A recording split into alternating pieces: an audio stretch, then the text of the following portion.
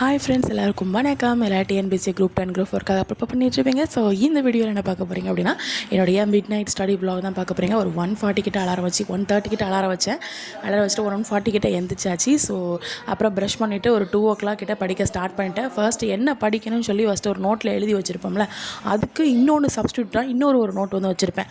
அதில் வந்து டைமிங்லாம் மென்ஷன் பண்ணியிருப்பேன். இதை வந்து ஃபுல் டீட்டெயில்ஸாக உங்களுக்கு நெக்ஸ்ட் வீடியோவில் உங்களுக்கு வரும். ஸோ அது வந்து கண்டிப்பாக உங்களுக்கு யூஸ்ஃபுல்லாக இருக்கும். ஓகேங்களா? ஸோ நான் என்ன எடுத்திருக்கேன் அப்படின்னா, எல்சிஎம் ஹெச்சிஎஃப்ல 19th வீடியோ. ஓகேங்களா? ஸோ அதை தான் எடுத்தேன்.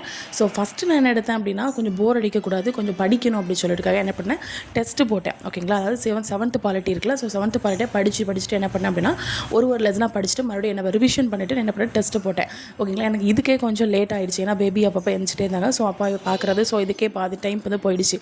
ஓகேங்களா? ஸோ வந்து 7th ஸ்டாண்டர்டில் இருக்கக்கூடிய 5 லெசனையும் நான் என்ன பண்ணிட்டேன் அப்படின்னா, பாலிட்டி டெஸ்ட்டு ஃபினிஷ் பண்ணிட்டேன். ஸோ நெக்ஸ்ட்டு வந்து என்னது அப்படின்னா, மேக்ஸில் இந்த இது முடிச்சுட்டு அதுக்கப்புறம் எல்சிஎம் ஹெச்சிஎஃப் எடுத்தேன்.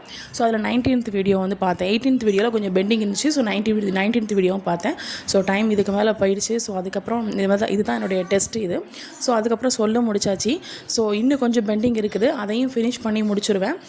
நாளையிலேருந்து ஃப்ரெஷ்ஷாக மண்டேயில் ஸ்டார்ட் பண்ணுவோம். ஓகே.